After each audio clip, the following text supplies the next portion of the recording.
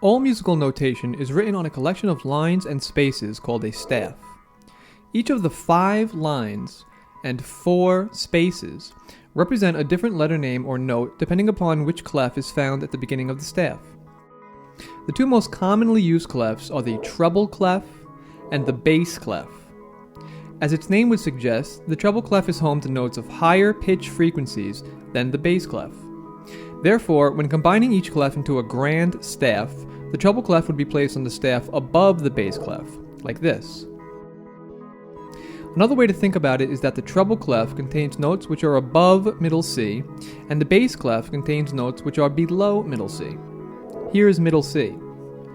We'll go a little further into depth with this in later videos, but for now, it's just something to keep in mind. As previously mentioned, each space and each line of a staff is designated certain notes based upon the clef. Here's a quick and easy way to remember the letter names of the notes on a staff with a treble clef. For starters, the 4 spaces from bottom to top spell out the word face. F, A, C, E. With this in mind, you will be able to quickly identify any letter name on any given space of a staff with a treble clef. Let's put this into perspective. By simply knowing that F is the first letter in the word face, you can easily figure out that the first space on the very bottom of the staff is the note F. Likewise, by knowing that A is the second letter in the word face, you'll also see that the second space from the bottom is the note A, and so forth. As for the lines of a staff containing a treble clef, they each can be thought of as part of an acronym for the phrase, "Every good boy does fine." By just memorizing this short phrase, you'll be able to quickly identify any letter name on any given line of a staff containing the treble clef. Here's why. If you remember that does is the 4th word in every good boy does fine, you will easily see that the 4th line from the very bottom is the note D.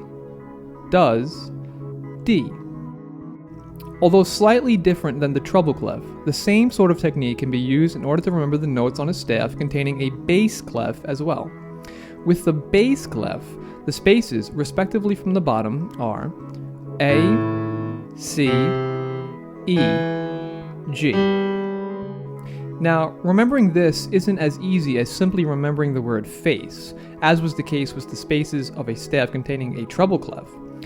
However, if ACEG is looked at as an acronym for All Cows Eat Grass, it becomes much easier to memorize.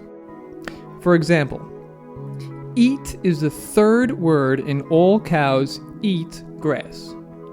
Knowing this allows you to immediately recognize that the 3rd space from the bottom is the note E. Eat, E.